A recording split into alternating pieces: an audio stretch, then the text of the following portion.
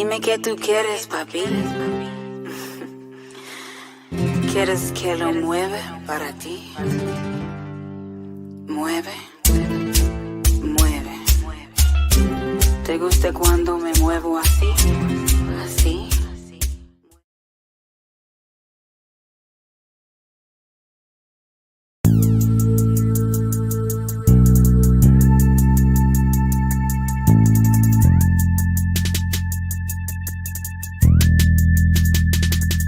Thank you, God, for this day. We have lived everything in our life, our health, our family, the guidance you have given us, allow us guidance to the path of righteousness. Amen. Really, I'ma get that bitch. Revenge is a dish best served cold. She took my son, now my soul is cold. He took my daddy, now my soul is old.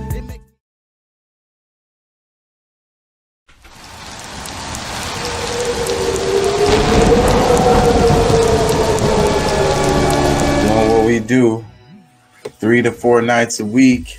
King Chaka ENT.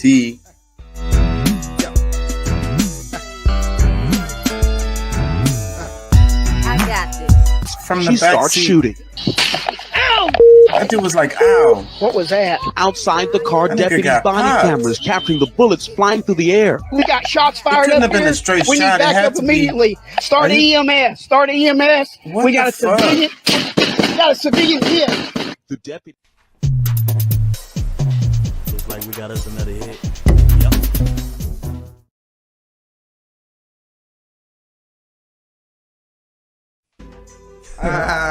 Yeah, man. That's hot shit right there, man. So what we gonna do? We gonna dub. King Chaka ENT. Y'all can check out the music on Spotify, Apple, and other services.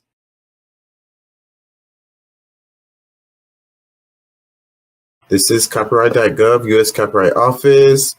More information on fair use. Fair use is a legal doctrine that promotes freedom of expression by permitting the unlicensed use of copyright-protected works in certain circumstances. Section 107 of the Copyright Act provides the statutory framework for determining whether something is a fair use and identifies certain types of uses such as criticism, comment, news reporting, teaching, scholarship, and research as examples of activities that may qualify as fair use.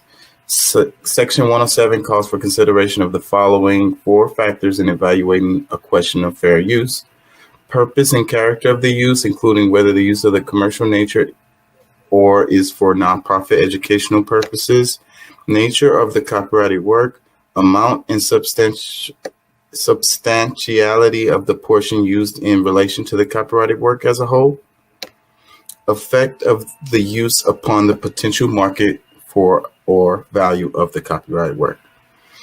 Okay, so anything I use for you guys, hit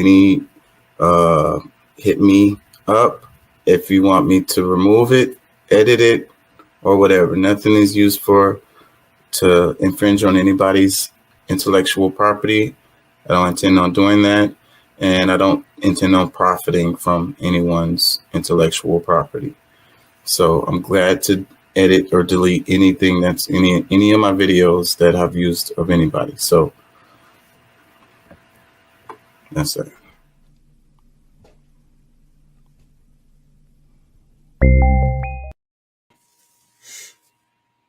Hey, how y'all doing out there? How y'all feel? Remember, an educated public cannot be controlled. Learn to be active. The views and events expressed here are totally whack and not necessarily the views of anyone. Listen more. Let me change this because I ain't going to be able to think. Listen more. You know, I feel like a lot of the stuff I say on this show when I'm talking, a lot of times I'm talking to myself, you know, I really am. I try to keep myself in check in certain ways because I know that mentally my mind can get the best of me.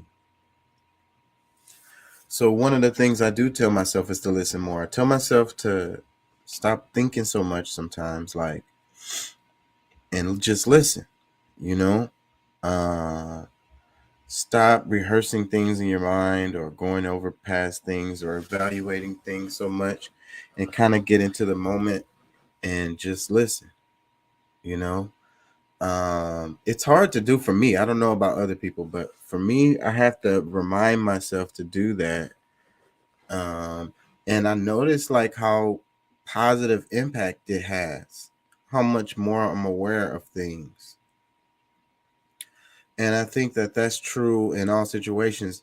And I think that that's true also as us as a society, you know, because that's what I always talk about. But it's like us listening more, you know. It's a lot of people just be talking, waiting for their turn to talk again. Like they're not even listening to the other person. They're just waiting for a break in their words so they can start talking, you know. You're not really having a communication, you know.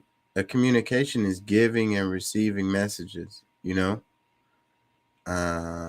If you're just giving messages, then you're not having a communication, you know. So that's the thing. Listening, you know, we can't hear what someone is saying because we're not even trying to hear it. We're not even giving it a moment. We're not relaxing our mind, quieting our thoughts, and all of that, and just actually literally listen. Like be still mentally so that you can hear, you know. We think we know already. That's a big problem, you know. We think we know already. We already know what they're saying. We already know what they're gonna say. We already know where they're coming from. Yada yada yada. You know. But what if you don't? What if you're wrong? And then you won't even never know because you're not listening enough. You have to give yourself a moment. Like you have to be still mentally to allow yourself to actually hear things. I think it's a real challenge. It's a real struggle. Anyways, I'm going to move on. Listen more. Nobody here probably because everybody watching the Stros. Is the game over? You know, I don't really care. I really don't care. I don't care at all. One way or the other. Who wins, who loses. No shade on anybody who does, but I just really just don't care. So much other stuff going on than the Stros hitting balls on the field. Speaking of things going on, what's his name covered this pretty good, so I'm gonna let Rational National talk about it. Nancy Pelosi, you know, before I even play this though, I want to say, you know, our climate, the political climate that we live in is really crazy. When you have people showing up at a politician's house trying to do physical harm on them. And it's crazy because the idea is like they're trying to fix something. They really care. And I get their frustration. I totally sympathize with it, you know? But what do you think you're going to accomplish by hurting Nancy Pelosi's husband or even killing him? Like, what is that going to do to anything? Like, everything is just going to keep rolling the same. That's the thing. That's why we keep getting caught up on like the culture wars. We keep getting caught up on these individualities, these personalities, you know. We get caught up on Democratic Party or Republican Party or whatever. Meanwhile, they're still screwing all of us, man. And that's the thing. So your frustration is valid, but you're not accomplishing anything by hurting Nancy Pelosi's husband. Everything's just gonna keep on rolling, and you're gonna catch a case. That's the only thing that's gonna happen. So that's not productive, you know. So I mean, our political climate, but then everybody is so frustrated. They don't have no outlet. They feel like their votes don't count, and there's so much corruption, and you know, their voices aren't being heard. So they're really frustrated, and I sympathize with that, you know. So there needs to be an answer to that, you know. But at the same time, like it's really crazy to think that, you know, going to kill Nancy Pelosi's husband is going to accomplish anything. So I hope people aren't thinking like that, because that's really crazy talk. no matter which side you're on, like, you know, do you want to go kill Trump or you want to go kill one of the other politicians, whoever? I mean, that's crazy because it's not going to really accomplish anything. Nothing. Nothing's going to change. You know, what you really want is change. So you need to figure out a way to make change.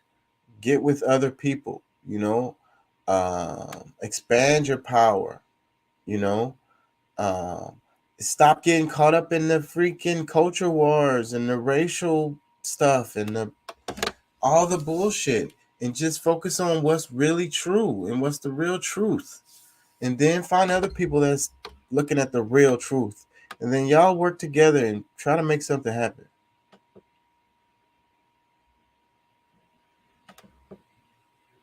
Am I sharing this? No. So, and the report, some of the reports on this have been wrong.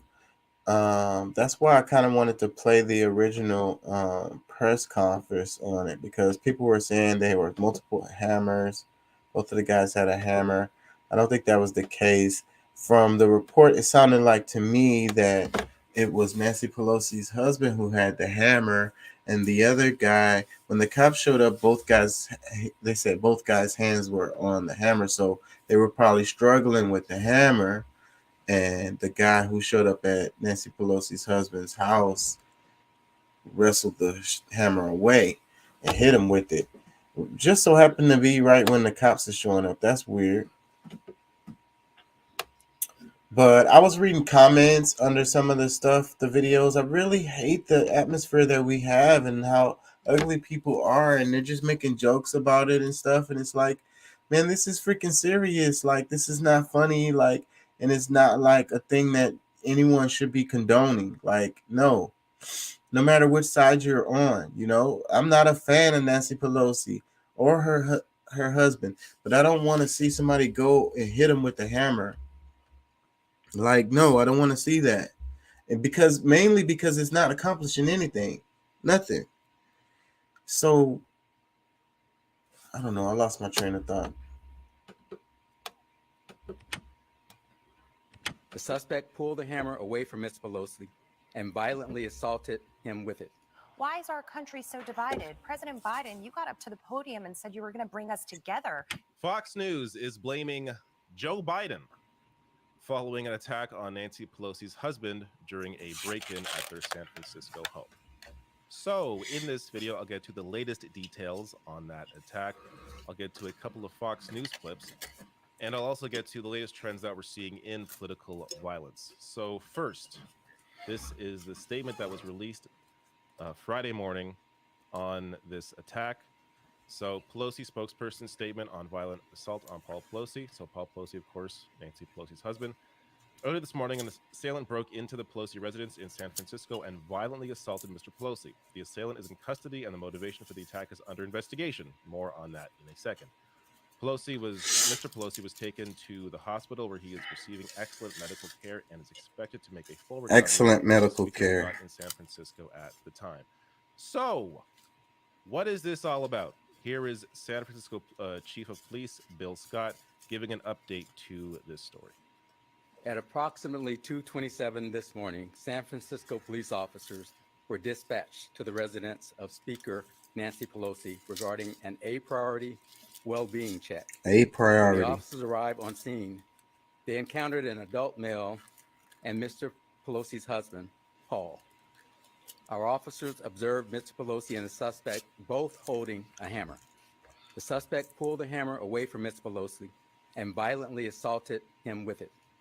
Our officers immediately tackled the suspect, disarmed him, took him into custody, requested emergency backup, and rendered medical aid. The suspect has been identified as 42-year-old David DePepe. Mr. Pelosi and Mr. DePepe were transported to a local hospital for treatment. This is an active investigation currently being led by the San Francisco Police Department Special Investigations Division. We are working closely with our partners from the FBI, the U.S. Attorney's Office, the U.S. Capitol Police, and our district attorney here in San Francisco County, DA Brooke Jenkins and her team. The motive for this attack is still being determined. Mr. DePepe will be booked at the San Francisco County Jail on the following charges: attempted homicide, assault with a deadly weapon, elder abuse, burglary, and several other additional felonies. All right, so I'll get to several other additional felonies. They throwing the book at this guy. This guy is not going to get out of jail no time soon. Like, maybe he'll get out on bond, but when his trial come, well, you never know what the hell is. This is America, so who the hell knows what's going to happen when the trial comes, right? Come to think of it, they could totally turn this into a circus. It is election time, but wait. The midterms will probably be over by the time the trial comes around. Maybe they can make it to a circus for the presidential freaking campaign. Huge distraction. Perfect little, like, kind of like, it won't be like the OJ trial, but it'll be like people will be watching it. I don't know. There I go, thinking too much. more details on this individual in a minute here. First, and as well, I'll get to the Fox News clips on their take on all this. Of course, before more details came out, they were already forming conclusions. But here you have from CNN, with Speaker Pelosi away, there would not have been a security detail at the residence, according to one source from the protocol. So I'm already seeing some morons online say, well, maybe this was staged, because shouldn't there be security there? It's only there if Nancy Pelosi is there. Yeah, So she wasn't there. Her husband was there. Yeah, I saw some stupid comments. The back door, sliding door. So carrying a hammer, and was apparently looking for House Speaker herself. A little more on that here from CNN. I've just been told by a source who was briefed on the attack that the assailant who attacked Paul Pelosi was actually in search for the Speaker of the House, Nancy Pelosi. That before the assault occurred, in other words, before he attacked Pelosi, the intruder confronted the Speaker's husband in their home and was shouting, quote, "Where is Nancy? Where is Nancy?" So, John, again, this is from a source who was briefed on the attack, who says before he physically assaulted the Speaker's husband, he was clearly looking for Pelosi herself. They've been he's been posting YouTube videos concerned about the 2020 election, as well as the January 6th investigative committee, the House committee that's investigating the January 6th attack. There are some religious themes on some of the videos and so on. He's posted on social media, and again, it sort of gives you a little bit of a picture of why, you know, there is now this investigation that involves the FBI, as well as the Capitol Police and the San Francisco Police Department, as they're trying to get a handle on the motivation. It's clear now, certainly from what Jamie Gangel has heard from her sources, that the attacker went there looking for the Speaker of the House of Representatives.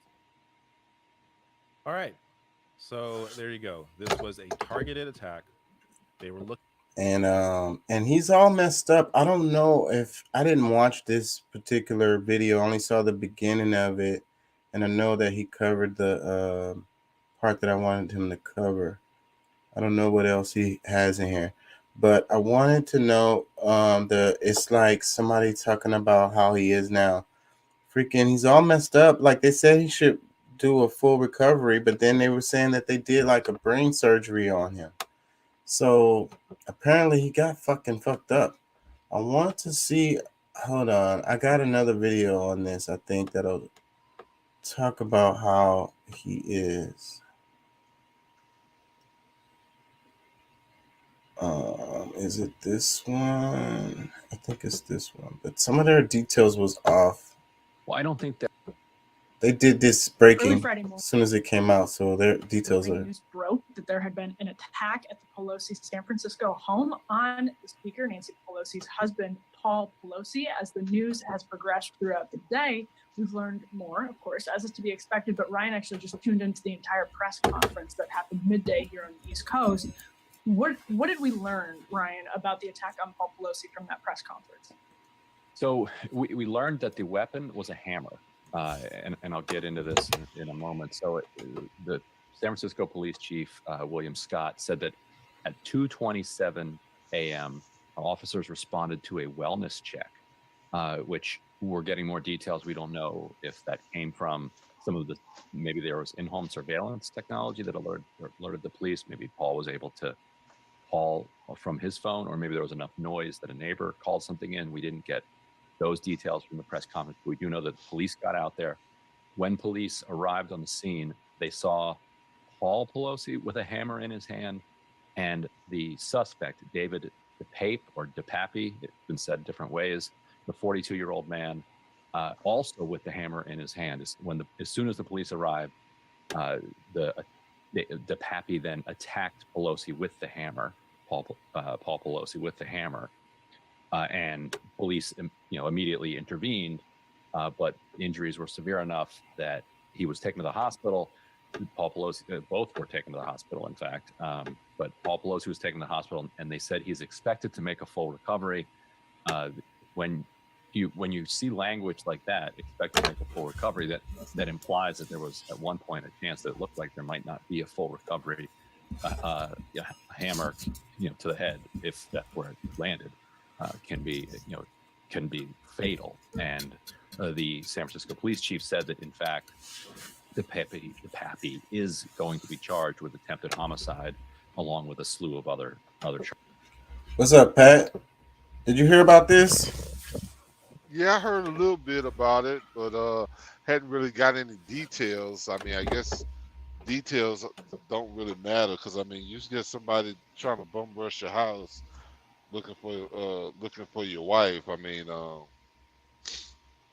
yeah, I'm sure that it was Pelosi's husband who had the hammer, probably at the door, and somehow he let the dude wrestle the damn hammer out of his hand and hit him with it. I thought both of them had a hammer. I believe it was just one hammer. And it's not like the kind of hammer I carry. I'm sure not, because otherwise the damage would be a lot more. They would be saying some different things. Yeah. So yeah, man, it honestly, bro. I mean, of course, it's a bunch of assumptions that I can make, but I mean, I don't know if they had a personal vendetta out there, or if it's something that's dealing with, politics. But I mean, with capital, if it's politics, I mean, y'all need you gotta get your get your people together and vote her ass out of there. I mean, like that's. Yeah, hitting them with the hammer. That's what I was saying like earlier. It's like, what are you gonna accomplish by doing that? Like, getting your ass put in jail. Yeah, you're not gonna accomplish nothing. Like, it's not gonna change the situation. It'll be another Nancy Pelosi gonna step up in there. Her twin. Because this sounds like, I mean, because like I said, I mean, I guess my first thought about it, I was like, oh, somebody who wish they could have got something done on the January 6th is back for, like, we're gonna get her ass out of here one way or another. Yeah, that's what it sounds like. Not necessarily tied to January 6th, but still, not still the same. But yeah. But the same idea. So, but yeah, I mean, they was looking for her ass then. That's why I brought that up, because that was one of the people that they was like, what? Yeah, she's on the top of the list. So, but the thing is, so one guy was saying that the guy was planning on like maybe tying up, Nancy Pelosi's husband and waiting for Nancy Pelosi to come home or some shit like that. Because that they're saying that she was the real target. With a hammer? Yeah, like that's crazy. So, but then security, right? So that's the thing. That's what I wanted to do. Let me read some of these comments because they're crazy. But like, you wasn't planning on tying nobody up if you didn't go there with the rope. I'm just saying, like, you don't go somewhere and expect that you're just gonna find a rope laying around so that you can, I that's just me. I don't know. Maybe I think too much, but Yeah, but it's a lot of there. This is already finna turn into like some conspiracy theory stuff. It's already brewing. Let me read some of the comments. It says, "Yo, she's third in line to the throne. If anything happened to POTUS and VP, the level of security they have, especially at her compound, begs the question: how the fuck did this actually happen?"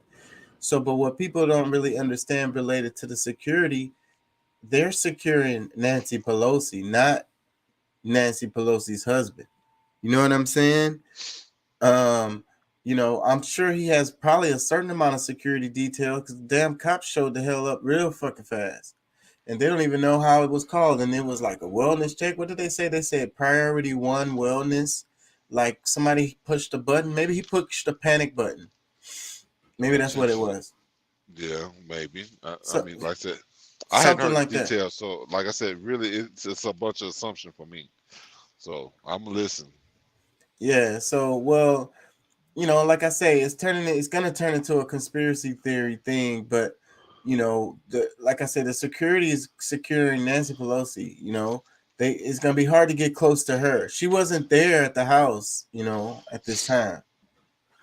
So let me read a couple more comments. It says, "I can't wait to hear from the suspect in this. Was this random or were they targeted? And if so, why? Very interesting that anyone would be able to break into their home. Speaker of the House, you would think they would have the best security available." There goes another comment about security.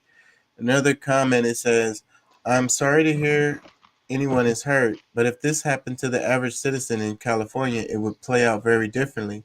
Most cities, thanks to the policies of people like Nancy, have understaffed police departments, and odds of ever catching someone who hurt us will be very small.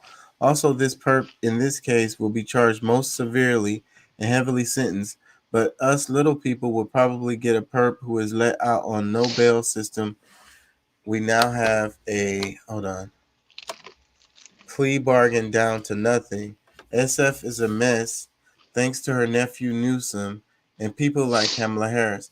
Now, some of these complaints on this comment are valid, because I hate how the society is. Like they said, the guy, husband, he's getting excellent medical care. They specifically said that in the thing. So it's like, why would they say that? Why would they say he's getting excellent medical care? Those specific words, because many other people here in the States aren't getting that same. The rest of I us, mean, but honestly, I think that's one of those things. They really want to piss people off. Like, I think a lot of them on that side really wants to see a war go on so that they can, be able to have a reason to,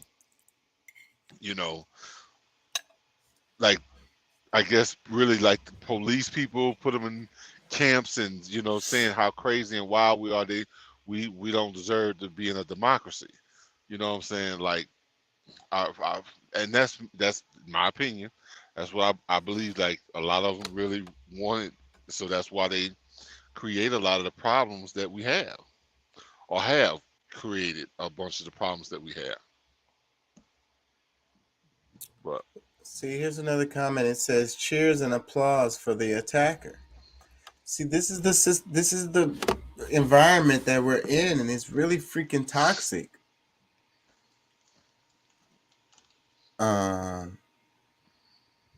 Anyways, let me play a little bit of the well, I clip. mean, a lot of people feel like she is at the head of a bunch of the problems that people are dealing with. And I get that frustration, but they can't think that Pelosi is that powerful. You know what I mean? She's really just one person. And if you kill her, it's going to be somebody else do the same job. Well, that's one person, but you got to think about that. That one person. You never know how much damage she's caused for other people, personally and directly, or even indirectly, that they can point the finger at. This is the person who did it, and this is who I want to take. This is who I want to handle on this situation. I'm not. I get it if someone had a personal vendetta, like a personal situation with her, but she works with the system. She is the system. The system is what it is. And They plug different faces and names in there, and it grinds along the way it's supposed to work. And it will continue to work in that way, regardless of whose face is there in that chair. Well, I'm gonna just say like this here: if you making thug moves and you affecting people like that, you better be making sure you like your family is protected. Well, this is what this is going to lead to. And I can see it being more expensive for us as the taxpayers, because there's a lot of senators. There's a whole bunch of them. So, and their families, and they're going to feel like, hey, we need better security.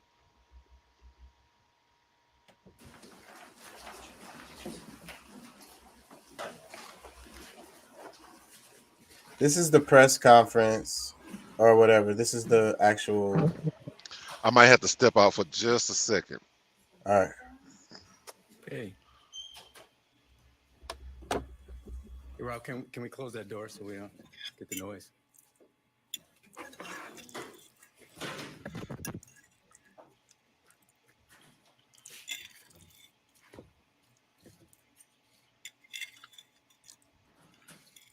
Okay, good morning.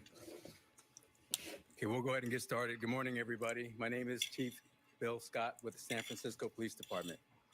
At approximately 2:27 this morning, San Francisco police officers were dispatched to the residence of Speaker Nancy Pelosi regarding an A-priority well-being check. A priority When the officers well-being arrived check. on scene, they encountered an adult male and Mr. Pelosi's husband, Paul. Our officers observed Mr. Pelosi and the suspect both holding a hammer. The suspect pulled the hammer away from Mr. Pelosi and violently assaulted him with it. Our officers immediately tackled the suspect, disarmed him, took him into custody, requested emergency backup, and rendered medical aid. The suspect has been identified as 42-year-old David DePepe. Mr. Pelosi and Mr. DePepe were transported to a local hospital for treatment. This is an active investigation currently being led by the San Francisco Police Department Special Investigations Division. We are working closely SVU. with our partners from the FBI, the U.S. Attorney's Office, the U.S. Capitol Police. Based and on our his last district name, attorney what here in San demographic you Francisco think County, that is? It's Tia definitely a white guy. and her team. The motive for this attack is still being determined. Mr. DePepe will be booked at the San Francisco County Jail on the following charges: attempted homicide, assault with a deadly weapon, elder abuse, burglary, and several other additional felonies. I was gonna say Before I go any Italian. further, I'd like to thank the responding officers for their swift action this morning.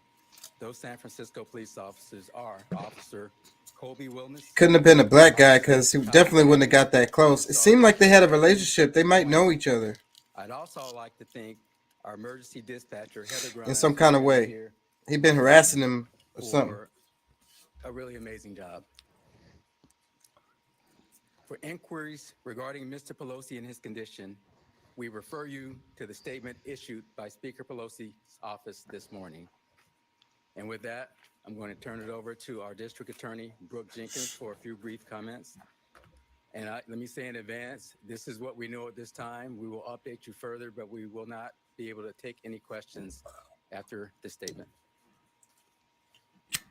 Thank you, Chief Scott. And I do want to commend the San Francisco Police Department for their immediate response to this home and for swiftly making sure that Mr. Pelosi was okay and that the suspect was apprehended.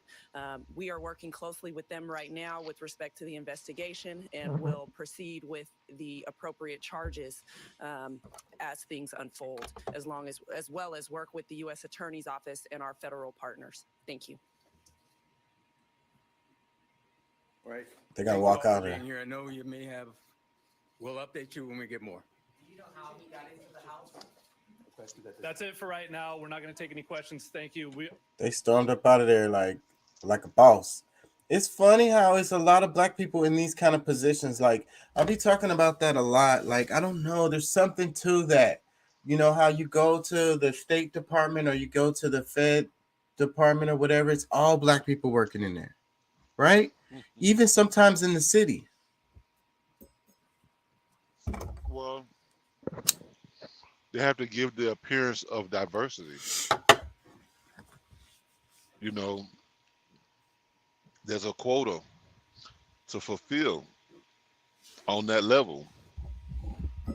I don't know. I see a lot of black people that you know, it be majority black people every time. Because they don't want, because somebody is so racist that they don't want to be accused of being a racist. So, you know, they talk shit about Trump and how he had majority of white people in his administration and stuff like that. These are not administrative jobs. These are like state jobs.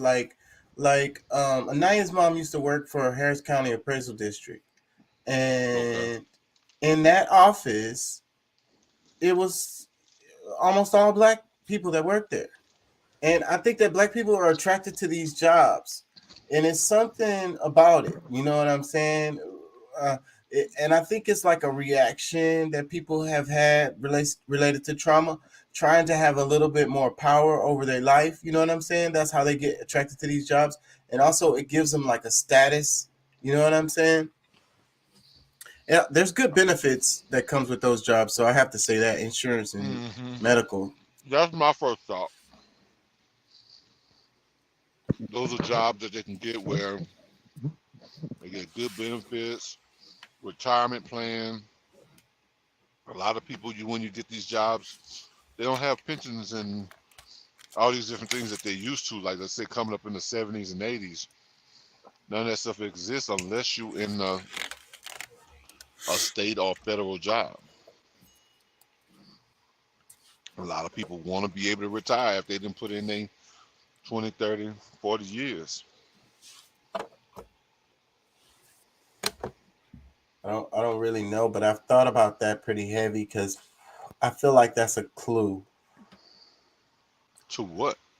That's a good question. Anyways, Pelosi. Back to Pelosi. What do you think about this, man? The guy got hit with the hammer.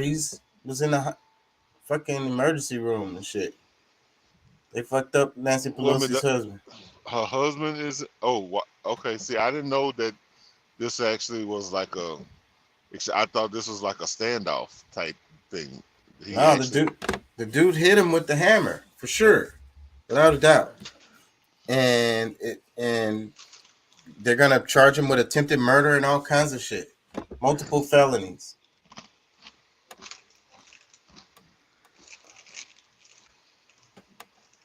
Of course they are. But I think that's part like some of the comments she was reading. Because, I mean, these are the very people, because, like I said, we've had our discussions about the defunding the police thing and this, that, and the other. And there's a lot of states that are, I'm just going to say it, democratically run, that's trying to push this whole, what you call it, like a purge law or something they're calling it. I don't know what the actual law is, but it's pretty much where people are getting off for, you know what I'm saying, like if somebody comes up in your house, they pretty much just got to let them go. You know what I'm saying? This is happening right there in California. That ain't going to happen to this dude. Well, he hit somebody with a hammer, like tried to kill him. I hear what you're saying, but I mean, that's the same kind of shit that's happening right now. In California, all over, especially LA. Oh my God, San Francisco? They're not gonna let you go on some attempted murder, bashing somebody with a hammer shit. They're not gonna do that. That's that. Everybody, mob justice would fix that. People would be like, okay, that's cool. Y'all gonna let these niggas go? Then the hood gonna handle it. But see, that's what they're trying to. That's what they're pretty much getting into. They pretty much letting people out so that the mob can handle them if it's one of those situations. Well, I ain't gonna lie, those Mad Max movies, I ain't gonna lie, for like the futuristic movies, I swear those seem the most plausible to me. And it's so crazy, like a degradation of society kind of going backwards and then still having like badass technology, but just living in an environment that's freaking all chaos. So there's no real opportunity for advancement for people to evolve or whatever. And it's just but I mean, but warlords running this shit. But what would have to happen for us not to have to go into that kind of wild, Mad Max wild, Thunderdome. What would have to happen so that something like that doesn't happen? Well, we can't condone these types of behavior because that's what they were saying in these videos that I was watching. I'm not condoning that. I'm asking you what would have to happen in order for that to not become a reality. Well, I have my opinion on it. I'll tell you, but I'm asking first. What do you think? Well, that's part of the reason why I kind of like do what I do, because I feel like we're at a turning point. So, and I feel like we need to try to put our thumbs on the scale, as many people as possible. So, just making people more aware of things, the actual real truth, the facts. And let us get back to reality and get away from this bipartisan, left, right, liberal, conservative, Democrat, Republican, binary ass view of the world. So do you think our government has ever been fair to the people? I mean, it depends on what people we're talking about. The people. I mean, we know it ain't all people, but the masses. I don't care about your color, your religion, your political stuff. Like, I don't care about none of that. Is the overall, has there been a time in our government before us, during us living our time, our time, that the government has been fair and just? That's a tall statement, and it would be hard to say that it has been fair to the people, really, truthfully. So pretty much you're saying, okay, go ahead, finish. But I would say that there was times in our history where the democracy or whatever was functioning better. You get what I'm saying? Like, as far as the voice of the people worked better. Or did they get away with shit better because people were clueless of what to expect? I think it was times in the past where people were much more politically astute. They had the newspapers and shit. I mean, they were propagandizing everybody and misleading everybody and sensationalizing everybody even back then. There's the newspapers, the radios. But I think there was times in our history where people were more politically astute. They really had a better understanding of what was happening, like, in the world and their nation's position in it, and was able to make better political decisions. Like, I think that our public is so ignorant, for lack of a better word, that they literally can't make good political decisions. Like, they're not prepared to do so. Like, it kind of goes with the argument of the Republic, where they're like saying, okay, we can't just let it be a basic democracy or it'll be mob rule, and that's their argument. And then it should be people who are more politically aware, like people that know, should be the ones that make the political decisions, because most people aren't going to be able to do it. So that's the argument for having a republic versus having a direct democracy. You get what I'm saying? And it's a fair argument, especially today when you look around and you see people don't know anything. If we really wanted, but see, they don't want that. But if they wanted it, they educate everyone properly, especially on the history. Educate people on world politics and shit. Real true geography, real true history, and then let them make decisions. And the whole thing would look totally different. But we got the opposite. Well, I mean, for one, our government does not want a well-informed public.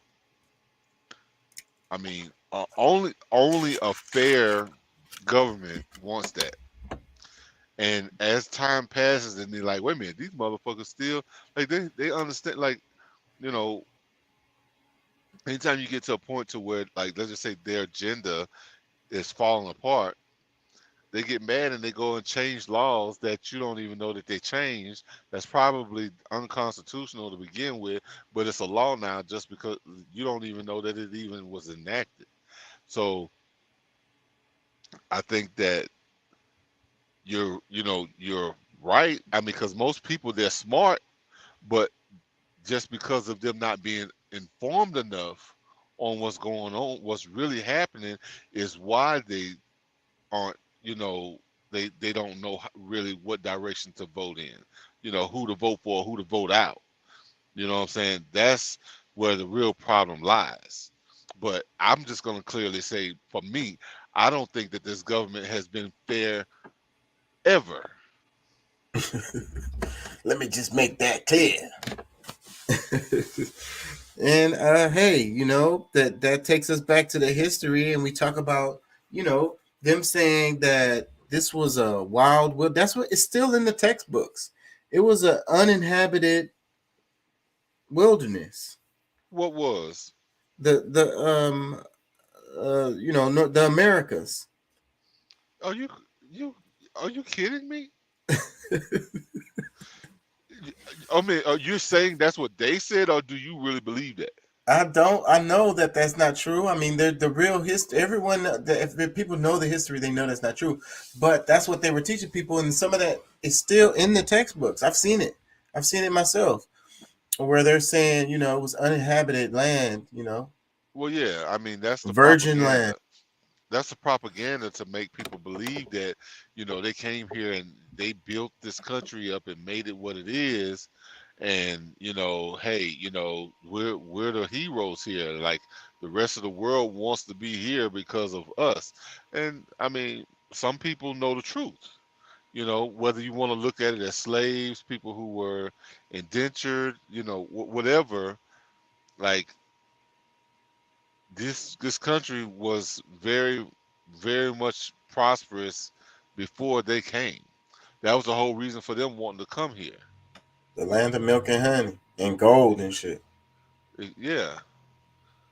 No, I mean, but this is where El Dorado. Who? It's El Dorado, I want to say.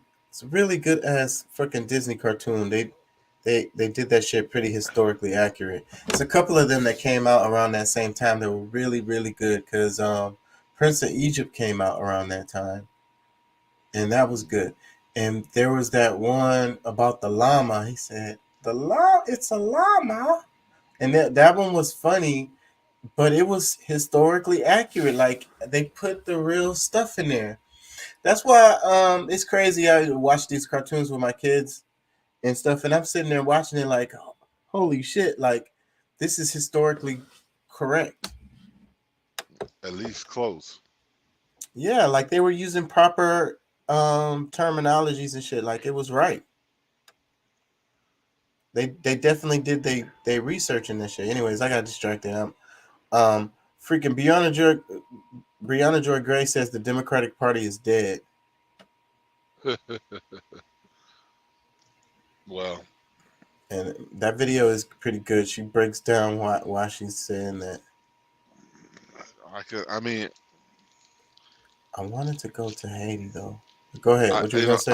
I'm gonna say it like this here, because I think there needs to be some reform on the Democratic Party, because the idea of democracy is good. It's just the people that represent it are failing everyone. Like, they're not upholding to what it's supposed to stand for. So it needs to crash and burn, and let's get some people that really actually come in and stand up for what it means. Because that's having the rival, because this was, a republic from its inception. And then, like, what, 20 years into the country, that's when they try to bring in democracy. So that, because I mean, you could get appointed as president, and you know, like there was not really a whole bunch of voting going on. So What is going on top level right now in Haiti? How do we get here? Well, the Sorry. most important thing I think in terms of assessing all of the factors you Go ahead. I'm sorry.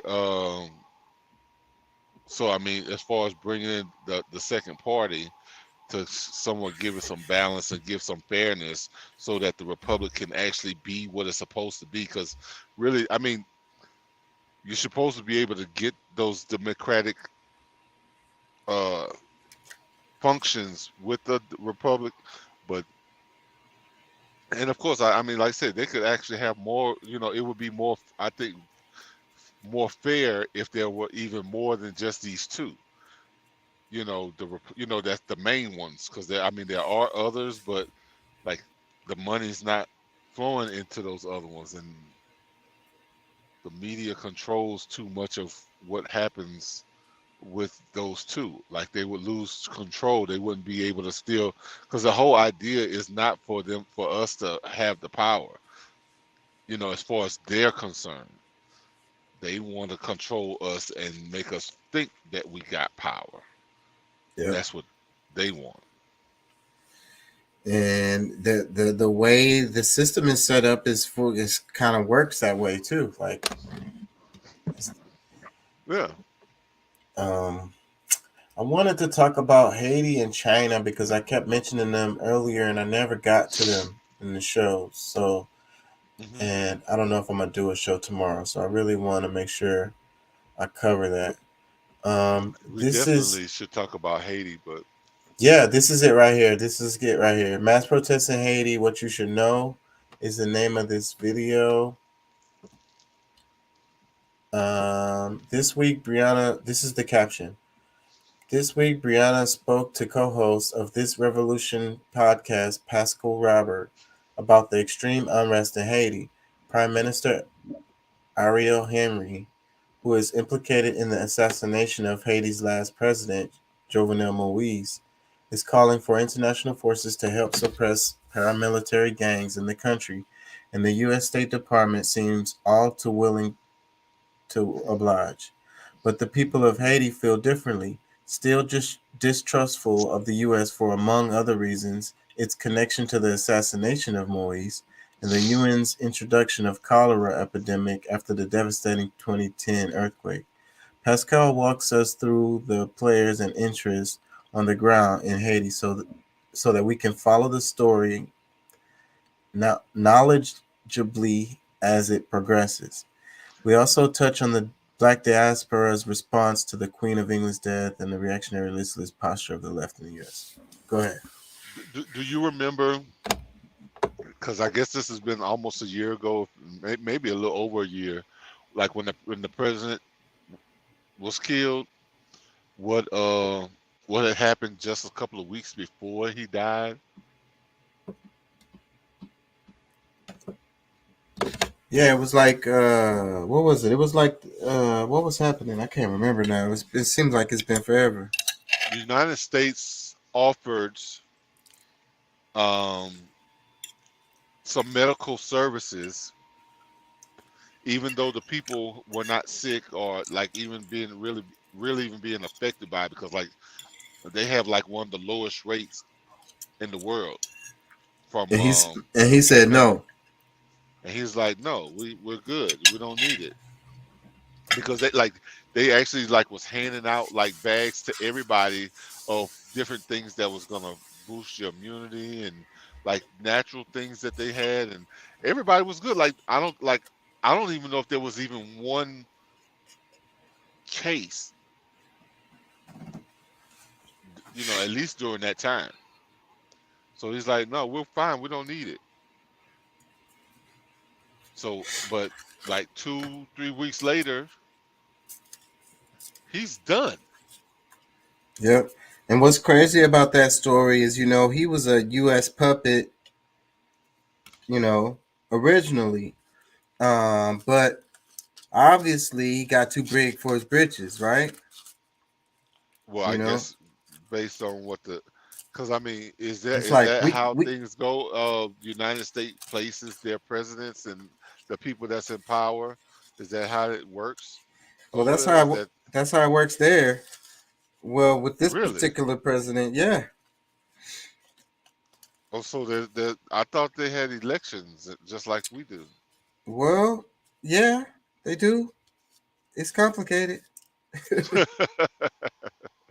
You know? But the people be knowing those Haitians are really smart. They know what's up.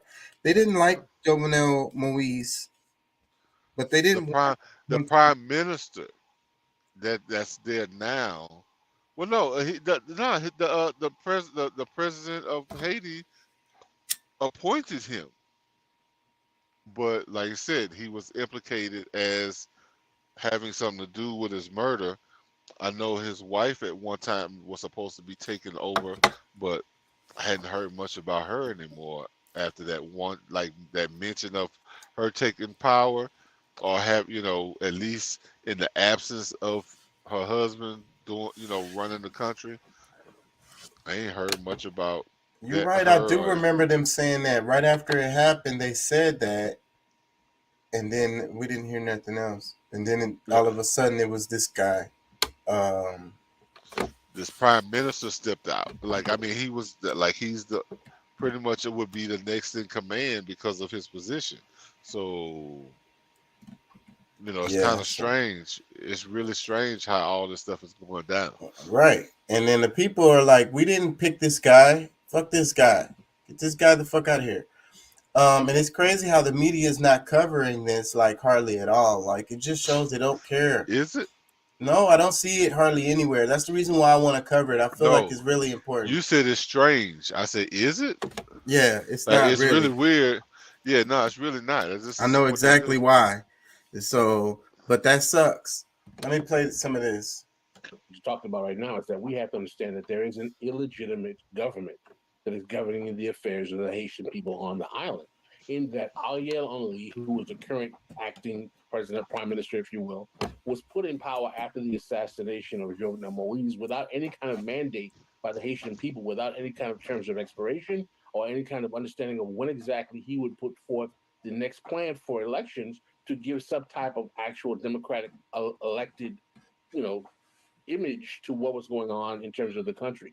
There hasn't been an election in Haiti in almost 6 years now. So basically, we have a situation where a country that has a history of being problematically fraught with election questions in terms of the legitimacy of democratic elections in the past is now dealing with a situation where the person who was put in power by the United States to govern the affairs after the assassination of a Haitian president, who we have not seen happen in Haiti for years, a Haitian president be assassinated in such a way, is not trusted by the Haitian people. And what that has caused is that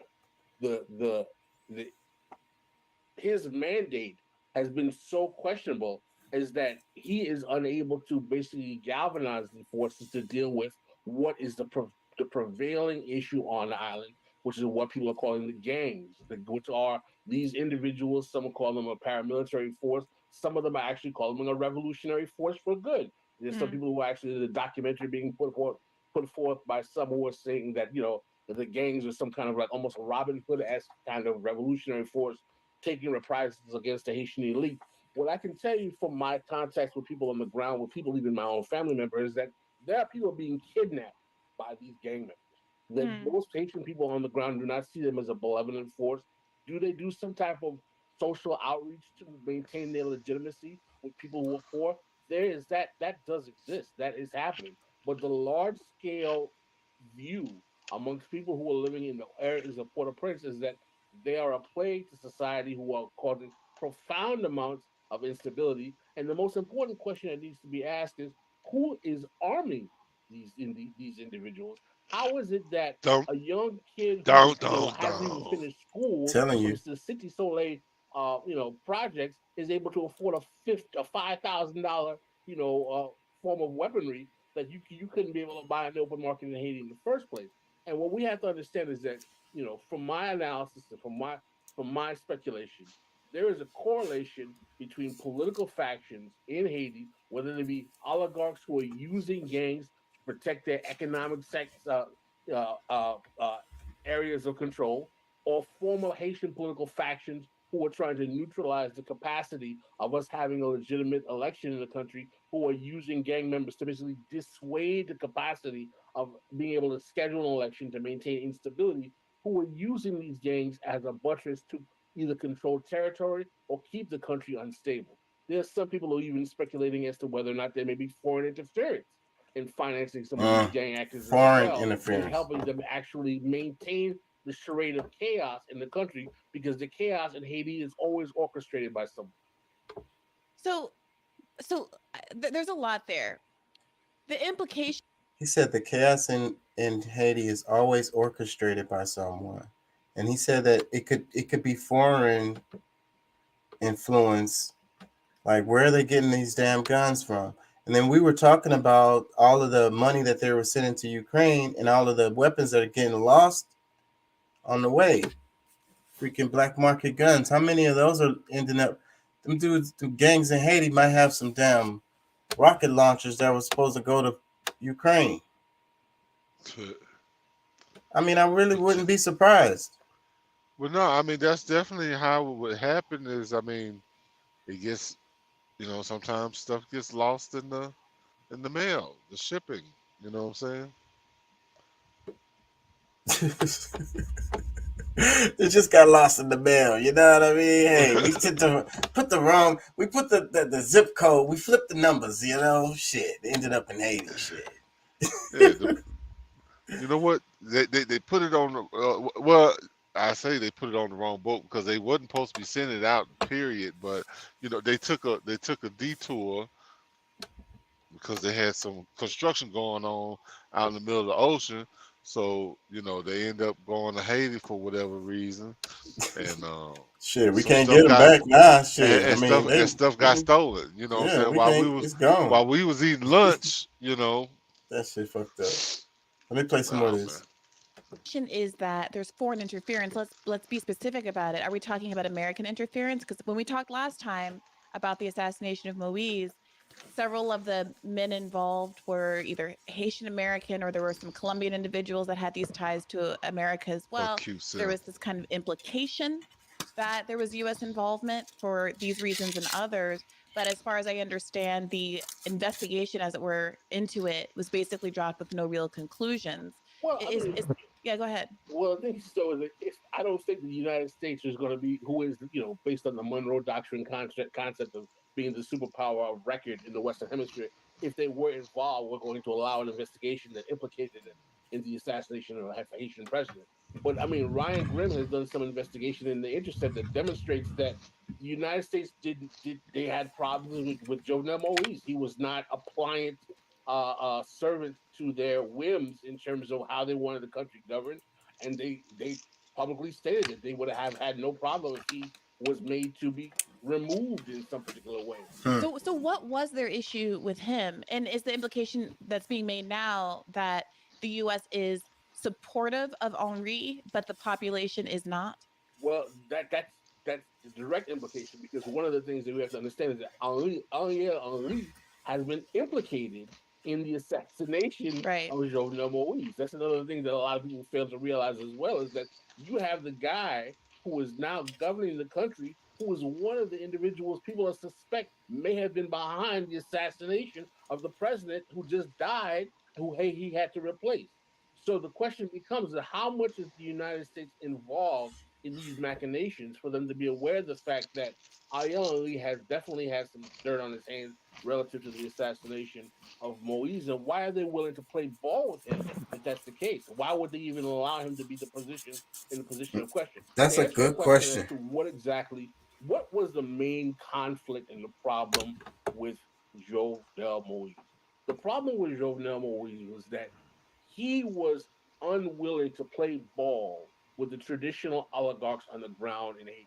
If you are not aware, Haiti, like most countries in the Caribbean, has a kind of buffer class of Syrian, Lebanese, bourgeoisie, some European oligarchs who control the super majority of the economy of the country. I would argue over 85, some say 90% of the economy of the country. Because they don't have the same kind of historical or racial allegiance to the history of the country, they actually have a very kind of hostile, antagonistic, some would say even racially antagonistic attitude to most of the black majority of the country, who tend to be very, very poor, and they enact a very, very taxing reprisals against the Haitian state for providing goods and services on the state, and they tend to have a very kind of parasitic relationship with the Haitian state.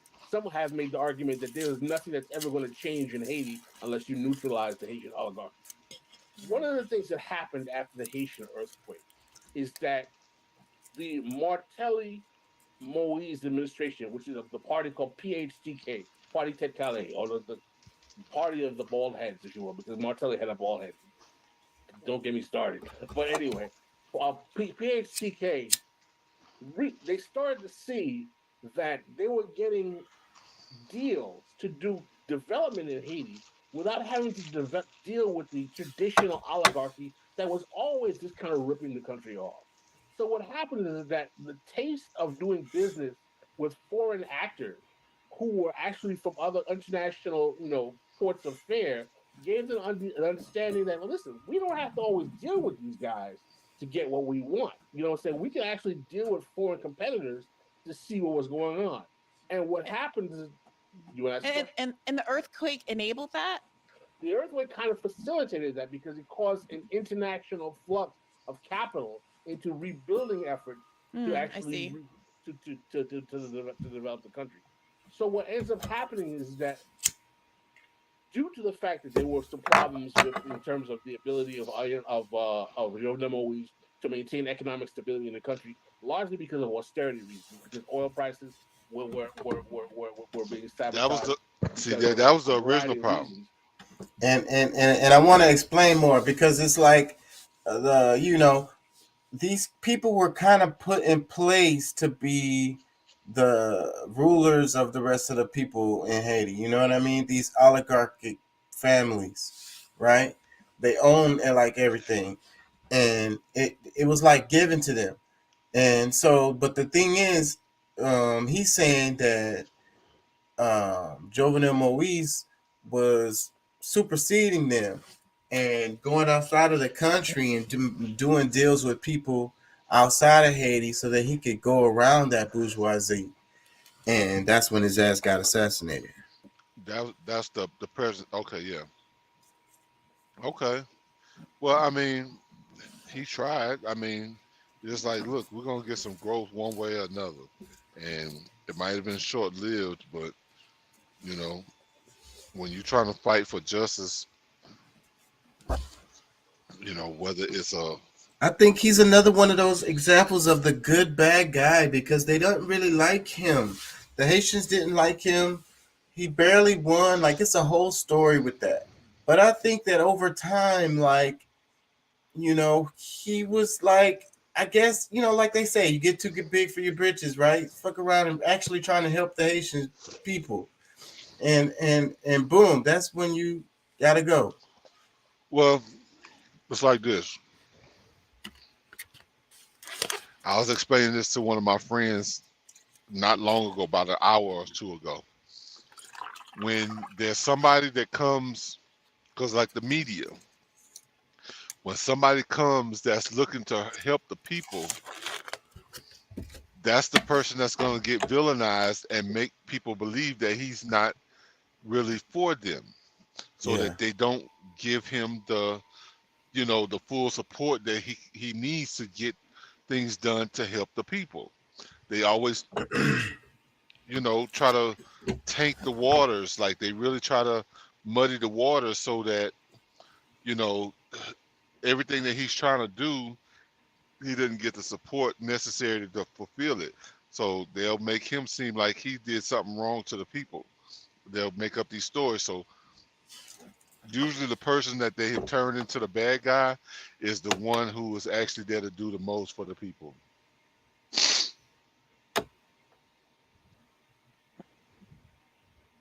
Yeah. I want to play just a little bit more, and then I'm going to move on. There were 3 prior contracts that were given to members of the oligarch class. One was about building electricity. The other one was about private ports. These people have to come to the point where they control whole port in the country. And another was the development of a road infrastructure in the country. And again, because the oligarchy had such a monopoly on business, they charged these exorbitant rates. And what Jovenel Moise was realizing that, listen, I don't want to deal with these people anymore. They always rip us off. The country is poor. They don't care about the economic, condition of the country. Let's see if we can go to foreign action. International countries like the Turks, like people in other countries that might be willing to do business with us to try to get development deals like we had under the earthquake and undercut them. At that point, this guy became persona non grata because now he's messing with their business. And he's messing with their business in a way where you have to realize the Haitian oligarchy has had relationships with the U.S. State Department going back to the early 20th century, going back to the U.S. occupation of Haiti. As a matter of fact, there's a very good paper that you could find that talks about how historically some people speculate that they were put in power. That's what I was by saying. the U.S. State Department in the United States by giving them trade preferences on the island to become an internal buffer class to neutralize the Haitian bourgeoisie. You hear that? So there's a long-standing relationship between the Haitian oligarchy and the United States. So when Moise was acting in a way who he's looking like he's willing to sabotage this relationship, then people in the United States are like, hold on here, this guy's, he's kind of acting outside of his purview in terms of how far he's willing to go here to administer things in this country. And at a certain point, when he was taking actions against certain particular members of the oligarchical families, he was taken out. Okay, so since that time, well, let's backtrack a little bit. How then did Henri come to power post-assassination? Well, he comes to power because he was a member of the administration of Jovenel Moise, and there was a debate whether or not there was going to be another individual named Joseph. I forgot the individual's first name, or Henri. And what happens is that there was a decision that one of the parties resigned after he was initially put in power, and then Ariel Henry was then picked by the United States. Okay, and at any point, was there a conversation, or is there an ongoing conversation about whether there will be an election? The assumption was that this is all to be done with the expectation that elections would be put forth in a period of time. But there has been, because the ability of using the gangs as a basically a pretext to avoid doing so, there has been no effort to really demonstrate on the ground to orchestrate any kind of real election. Oh man, the Haitian people, man. Y'all keep your head up. For real.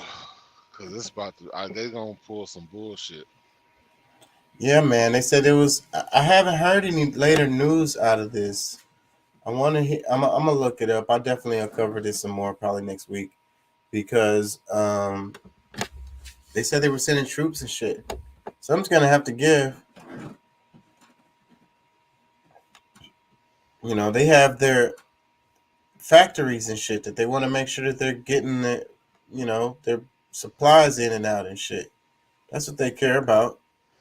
Haiti has always been, not always been, but ever since like the West was a thing, Haiti has always been like a money-making machine. Like, it was the most profitable colony, in the West.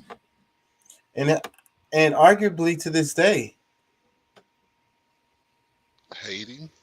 Yeah. You talking about in the islands? Well, for the West, basically. They made so much money off of that island. Yeah, I'm sure they made a bunch of money, but I mean, talking about the GDP of Haiti, like the money that they grossed was more than what we grossed in North America. No, they're extracting resources there. It's not going to show up in the Haiti's GDP. It's not going to show up. I'm talking about the gross. Like I'm saying, their gross profit, like the money, all the money that they made in Haiti, is because you said the West. That's why I'm just kind of. I'm picking it apart, but I'm just saying, like, you're saying in the West they made the most, because I'm like, okay, maybe it's meant out of all the other islands down there, whatever. But I don't know. Hey, all right. Yeah, it's just I'll go. they still continue to extract resources there. It's not going to show up in their GDP because it's probably going to be on somebody's spreadsheets here in the United States. It's probably show up in the United States GDP. Or France. Yeah. The other thing was freaking China, and the spy versus spy stuff. Did you hear anything about that? Like, I have a really good video where they did they announced it. What's his name is busy as hell. He's the one that was supposed to have been the Supreme Court justice, and he didn't get it. And they made him the what is he? Secretary of Freak. I don't want to say the wrong title, but he's the one who freaking is bringing all of these charges. So he's the one who is talking about this too. Where they caught some Chinese spies for Huawei, and it was like a double spy. Damn it! They told the story really good on the. I'm looking for it, but that's okay. I'm gonna just play this one. So I have another one. Freaking what's the name covered it?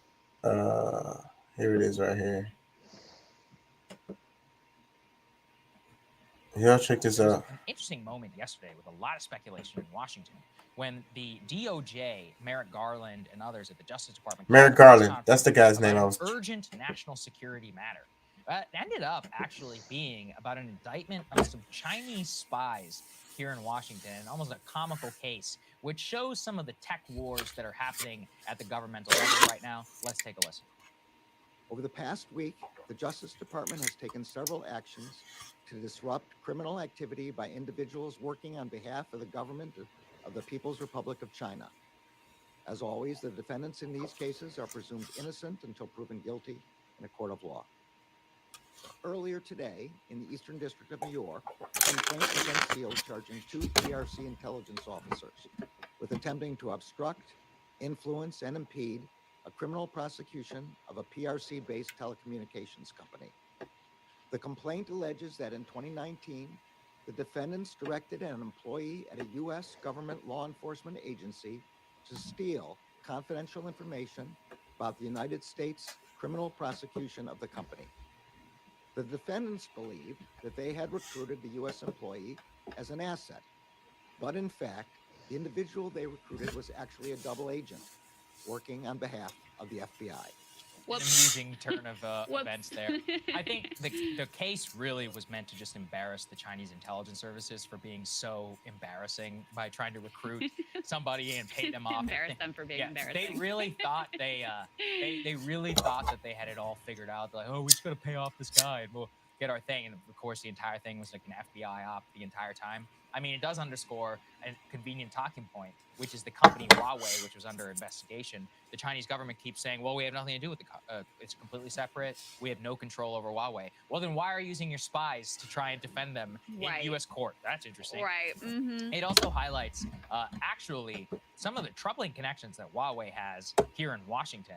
Ken Vogel over the New York Times did a great job, put this up there on the screen. He shows just how many U.S. lobbyists are on the take for Huawei, which, technically a foreign company, but in reality is a complete foreign government.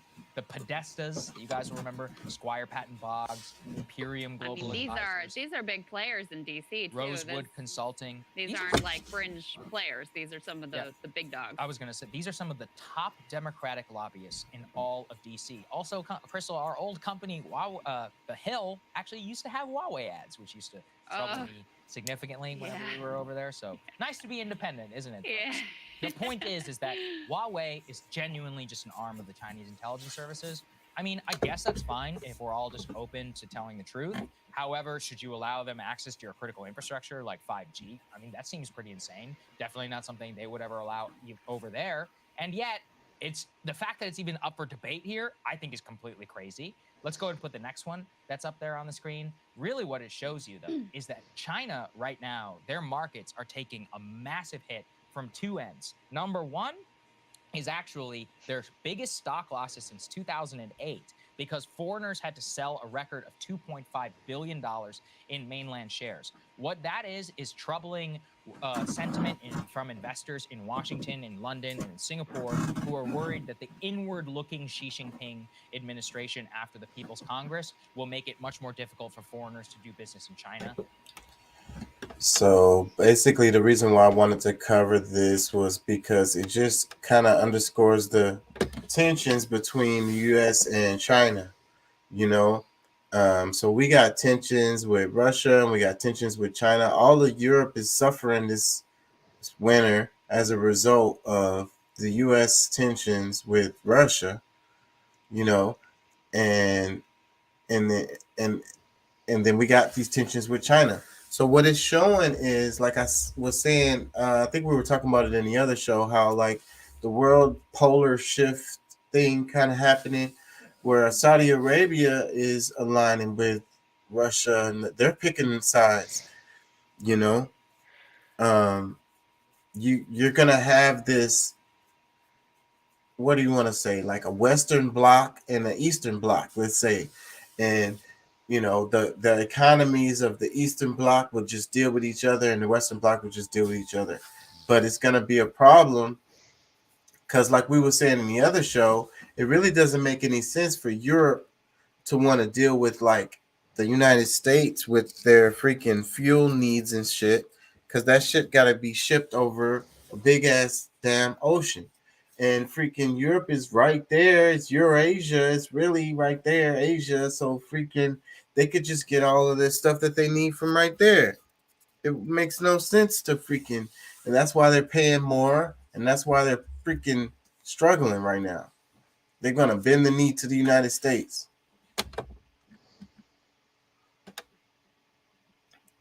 Some of them gonna peel away. I think it was freaking, who was it? France? One of them is already starting to get kind of antsy. And I was watching a video about freaking the guy who became the UK Prime Minister, and he's basically a banker, Goldman Sachs. And you know, and I started thinking about the rest of Europe, and you look at Emmanuel Macron, he's basically a banker, and it's like so the bankers, we're at the point where the neoliberal, you know, agenda is so advanced that you have bankers that are ruling these countries, literally bankers that are like the head politicians of the country. You know, and you know, and these banks, a lot of these banks, they failed. Remember 2008? The banks failed and they got freaking bailed out.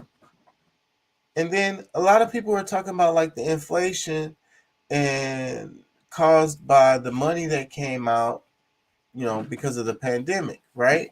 They're just saying they were just printing money. But where did the bulk of that money go? You know, that money went to the big corporations, banks and shit. And now the banks are saying, oh, the inflation is because of the, you know, all the money they put out. So basically what I'm trying to say is that, you know, it's like a welfare state for the banks. And it's just a money shuffling, like money laundering from the government into the banks. And then it's so flagrant that the bankers just become the damn president or whatever the hell. Supreme leader.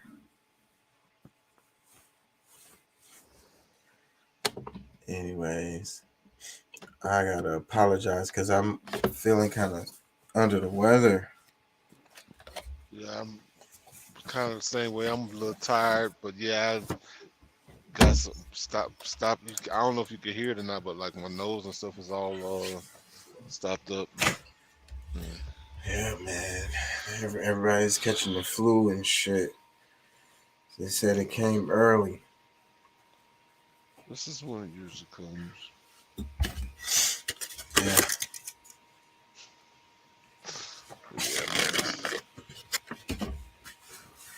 Just been drinking like hot lemon water and shit.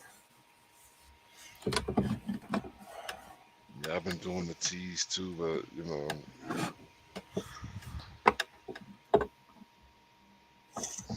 it's not really. I'm not really in that bad shape. I don't really feel sick, but like certain little aches.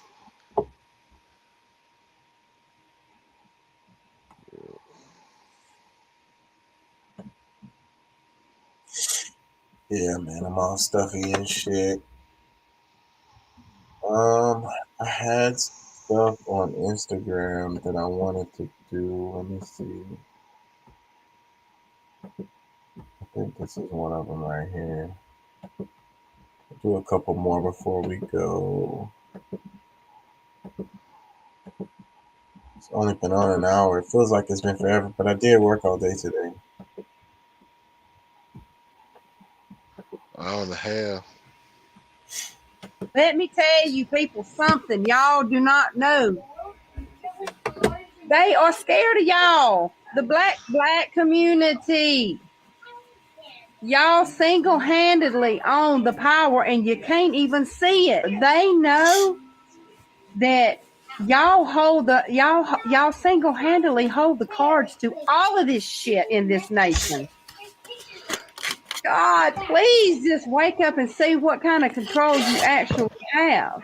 If you really want to get technical, y'all are the ones that can save this country. Because the minute that y'all actually see through their bullshit is when they lose their wealth. Talk about white privilege. They will lose their wealth. They bank on y'all. They bank on y'all remaining stagnant with their bullshit. I can't wait to see this shit unfold because I'm going to tell you, there's one by one, they waking up. Y'all better get ready. One by one, they're waking up to rich man's bullshit. And they're seeing and they're standing their ground. And once they lose the black vote, it's on like a Donkey Kong. Oh, she had to end it with the damn black vote. I don't know how powerful the black vote is actually, but I was feeling it. I mean, it would be powerful if it was more of a united front with us. If we, you know what I'm saying, if we knew that we was, I mean, because I think a lot of us think that we're fighting for the same thing, but, you know, they think that, I mean, the ones that's, they think they've got friends on one side where you really don't have no friends, but you got some that's, you know what I'm saying, really trying to change shit. Others they're changing shit, but not for the whole. It's for them, you know. So Yeah, the part.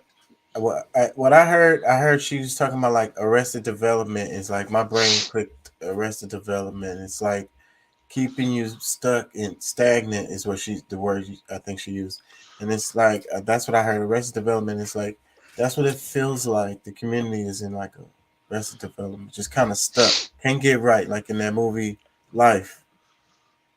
Yeah, but see, like, you know, I look at that like, you know, most people feel that they're doing the right thing, but because they don't have all of the information, like they you know, like they're not seeing it from the multiple perspectives that's actually exist, because, you know, they're shut off from some of it.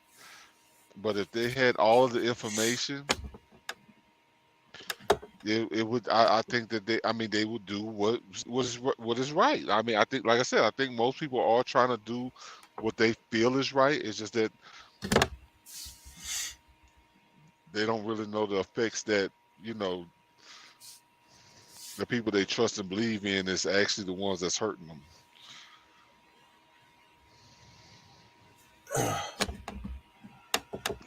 The propaganda.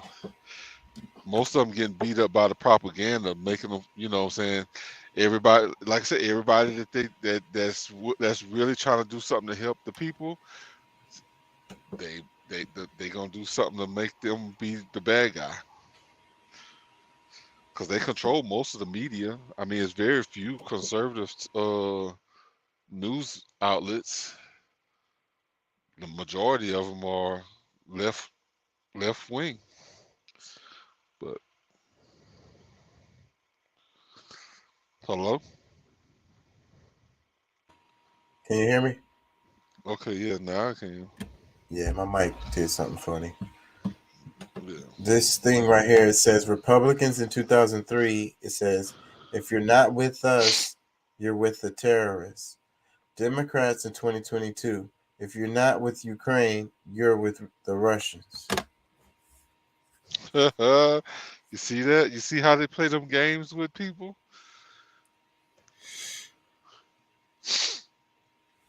They try to make and like that's the other thing too.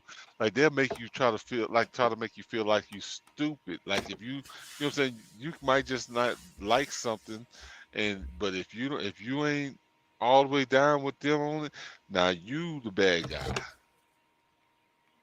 Like, wait a minute, hold on. Look, I'm trying to get some extra shit here in my house. You want to send all the money across on the other side of the world? No, I ain't with the Ukraine shit. I want more shit over here. And then, well, if you're not with Ukraine, you the enemy. Oh damn, I'm the enemy now? Oh my god, I guess I better be with Ukraine. Right? Whatever, man. And it's the same thing they did with the masks and the mandates and the jabs. Yes. And that's why I'm like slowly. I've been keeping quiet, but I mean the proof is coming out. The proof, like they had a whole count, like in UK they had a whole council where it was going up against Pfizer, and they asked, did you know that such and such, like, did you do the testing and know blah blah blah? No, we were trying to do it at warp speed. So, well, hey, but I'm the bad guy.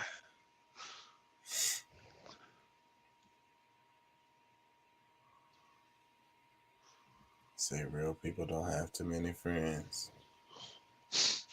What? Shit. Some of your family don't even fuck with you if you too real. Man.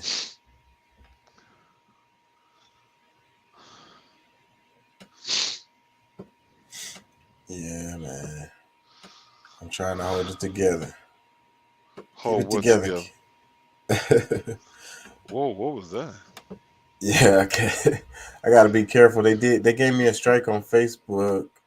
Well, it was a warning. Okay. I think I got one on YouTube too.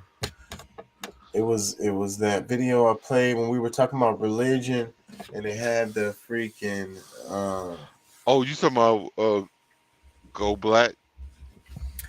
No, it wasn't a Go Black video. It was, but that's the same day. I think the same stream, and it was the religion video, and it was showing like Adam and Eve and like how the artwork is, and naked bodies. So they said it was showing genitals. Oh, see, I didn't even realize that. But because it was really nothing. They're being extra. Hey man, your boy Go Black. I saw one of his videos today where he was talking about, like, and Judge Joe Brown. Both of them had the same kind of narrative that Nori was a sucker for apologizing for your boy. Yeah, I think I saw that video. I think I watched that video too. A little bit of it on my break today because He went live today. My biggest thing out of that whole thing is like, all right, these people, like, they get mad at you. They want you to apologize and this, that, and the other because you didn't speak up for their community when somebody was talking about their community. It's like, shit, this dude don't even speak up for his own community when people talk. Like, how is he supposed to be responsible for yours and he don't even take responsibility for his own? Like, he supposed to turn around and be like, oh no, don't talk about those people. And he don't even do it for his own. So it's like, and then you up there apologizing because, oh, well, I shouldn't have let him go on like that and keep talking and saying this and that. I should have checked him earlier. I'm like, bro, like, the whole idea is you got, like, you wanted him on there because he's going to get you a bunch of views. And, Was it the one that it was Kanye's buck broken apology and what he will do next? That's the video? Is that the one? That's the one I watched. Kanye's apologizing? Well, that was the name of the video, the Go Black to Africa. I don't remember the name. I don't remember the title of that video, but I know that they was talking about Nori. Nori's name was in the title. Oh, okay. Because they pretty much said he was a sucker. It's like, shit. I mean, y'all get that, like, that ain't even that type of show. They ain't really like no real journalists where they, trying to get the facts and trying to, checking people in they, say it wasn't like a Oprah show or Dr. Phil. No, this is Nori and Drink Champs. They drinking and getting high. Mm-hmm. Like, why the heck, you know what I'm saying? Why all of a sudden you expect that he's supposed to be checking people on every word that they say? It's like, look, I provide a platform for somebody, blah, blah, blah. Look, maybe he said some things that hurt some people, and that's not something I want to, I want to really. But it's that check. He thinking about that check. And that's what they be talking about, whips and chains. When they say whips and chains, it's like the cars and the jewelry. So it's like they still chasing after the whips and chains. So it's like that's what's still binding the community. Like, But look, you really think that he only really, because I don't think the math is right, because just a year ago, Kanye was talking about how Forbes was wrong, even like because they didn't, he had been a billionaire already for 2 years or so, and Forbes wouldn't write about him. But then when they did, they still put the wrong amount in there. It's like, well, what did they put? Well, they said that I was worth $6 billion. And I think this was another Nori on another one of Nori's interviews, and he was like, well, yeah, I'm actually closer to $9 billion. So, so my thing is, like, people talking about him losing these deals and he lost $2 billion that, wasn't like he didn't have an account. These are just based on contracts, deals that he had coming. Why all of a sudden, because he lose those deals, now he's only worth $400 million? No, bro. Like, something ain't right about that. Yeah. Because I think they want people to believe he broke. But I don't think he's still very much a billionaire. Man, I be saying all the time, like, even with the Forbes list, like, the people that are really rich don't be on the Forbes list is one thing. And another part is, you could ask somebody how much money they got right now. Your friends, they gonna lie to you. So how the hell do these damn magazines know how much money these people got? Well, because, they do, I think based on, like the contracts and different things that they had going, they know the sales that people have done, so really when they go to do, they can pull tax documents or whatever. So, like, there's ways they can do it, like, especially if you give them permission to check into it, so they can report it because some people want people to know, especially like Kanye. He want people to know. Yeah, like y'all say, y'all been, y'all been hating on me all this time. Now, what about now? You know what I'm saying? But either way, I just don't think the math add up. Now, does he still have the 9 billion he said, or even the six? Like, even if it was just 6 billion that he had in 2 years, you really think that he don't, you know? That's what I'm saying. They don't know really. Like they kind of guessing. They don't really know. Like they just guessing. Yeah, but I mean, people take a hold to that because your boy Tyreek, he keeps saying he lost $2 billion, and he just making it all about the money. It ain't about the message and this, that, and the other. Yeah, he dropped the bag. Like, okay, yeah, he might have dropped the bag, but he's still way well off than you. Like, you know what I'm saying? You try like that dude decided to retire right now. He cool. Even if it was the 400 million.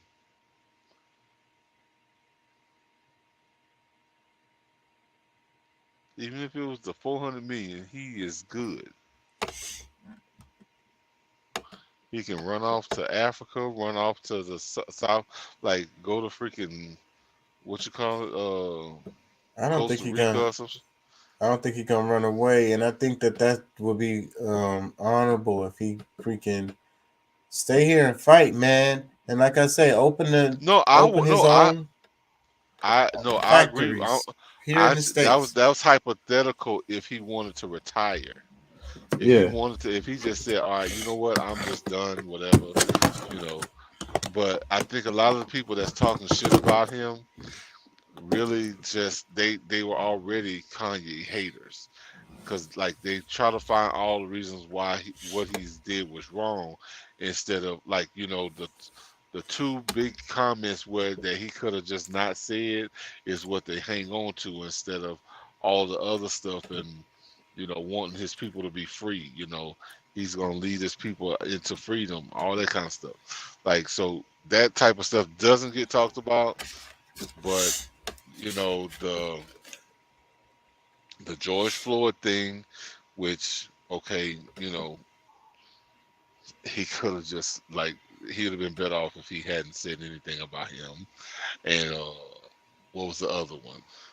Oh yeah, they making a big deal about the WLM, the White Lives Matter shirt, but I remember him saying something like giving him a triple entendre, because he was like, number one, like they saw the WLM, but they didn't see the emojis on the front where it was like, like the I guess making a mockery of it, because what I'm saying, like it was just. But however, he could have left that part out too. But other than that, it's like those are the two major things. Oh no, and they keep bringing up the slavery thing, which I already told you, like I somewhat agree with that, to at least not to say like, okay, people don't think they chose, but I mean that's really what life is about, is choosing for the most part. So y'all could have turned up at any moment. A lot of people did turn up, but Well, it'd be nobody here if everybody just turned up, because they was just killing niggas. That if you're going back to slavery part, but I get his argument on that to a certain extent for present day. well, yeah. That's what I'm saying. I mean, like a lot of people, I don't think really got it, and like he's not, like the part that I guess I give him the benefit of the doubt, because I know he does not, articulate himself and get the point the thing that's going on in his head. He doesn't land it properly, most of the time. So, but Let me I read get these. why. These are the statements that the Congress people made on both sides of the aisle as a result of the Nancy Pelosi thing. So here's Mitch McConnell. He said, horrified and disgusted by the reports that Paul Pelosi was assaulted in his and Speaker Pelosi's home last night. So that's from on the Republican side. And here's Ted Cruz. He said, we can have our political differences, but violence is always wrong and unacceptable. Bernie Sanders says, violence must have no place in American politics. I hope we can all come together to condemn the increasingly violent rhetoric we hear every day. Kamala Harris says, Doug and I are appalled by the attack on Paul Pelosi, Speaker Pelosi's husband. The entire Pelosi family is in our hearts, and we wish him a speedy recovery. Amen. Rand Paul, he says, no one deserves to be assaulted, unlike Nancy Pelosi's daughter who celebrated my assault. I condemn this attack and wish Mr. Pelosi a speedy recovery.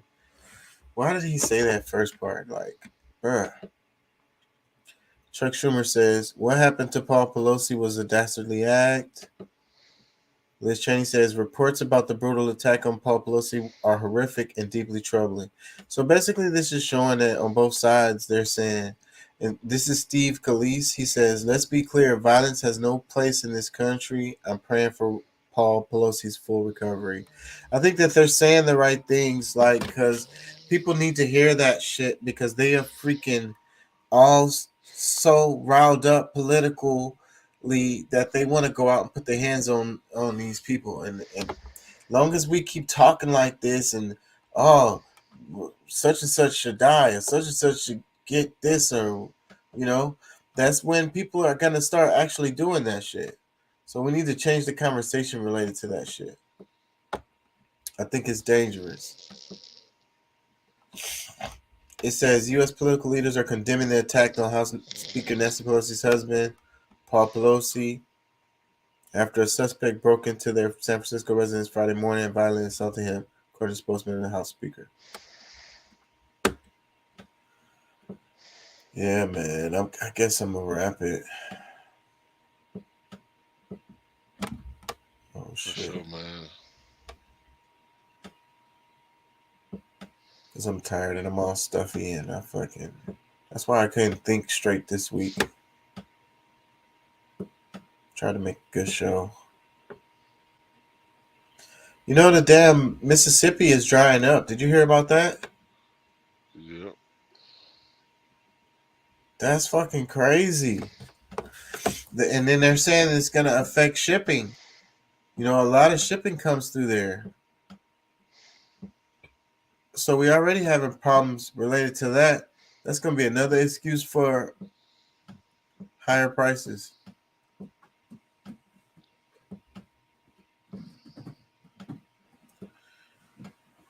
I don't know. I would like to know. They're saying that it's because of the drought, but I can't help but to think that it may have something to do with human activity. All of these dams and shit that we build, and all of these irrigation systems that we do. One of the worst things that we do really is the way we do our agriculture, because that puts a strain on our freaking soil. It puts a strain on our water supplies, stuff like that. So, I wouldn't be surprised if it was combinations of those things that caused the river to dry up. So they're saying that it's because of global warming or something. They're saying it's because of drought, and it just hasn't been enough precipitation to feed it. But that don't sound right to me, because the damn river is so big. The Mississippi is huge. It's like a ocean. It's like a damn sea. Yeah. It's big as fuck. It runs from the bottom of the country all the way through to the top. It ain't straight up either. It's like the Nile River. So I don't know, man. It's that's kind of biblical when I think about it. It's like the Mississippi drying up, that's some biblical shit right there.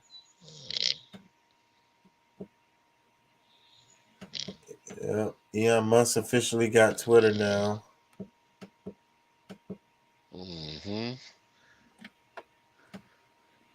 He didn't let call it back on.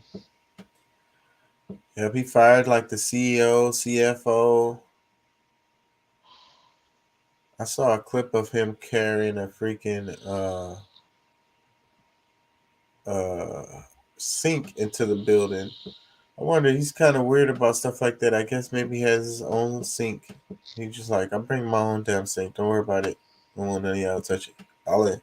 I'll even install this on myself. Don't touch it. Anyways, man. Yeah, I'm fighting. I'm fighting it, bro. Before I pass out, I'm gonna get on out of here myself. All right, Peace man. and love. Support the show. Yeah, man. Do it. Yeah. All right, man. Get you some rest. All right, bro. I'll holler. All right. Peace.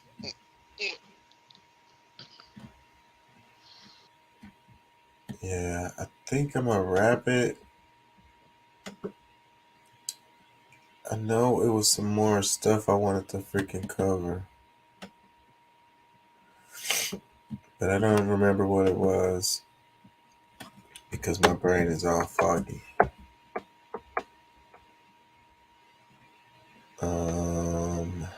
Let me make sure before I go. It wasn't nothing. Shit, I think I might just have to wrap it for the week, man. Thank y'all for joining. Thank y'all for listening.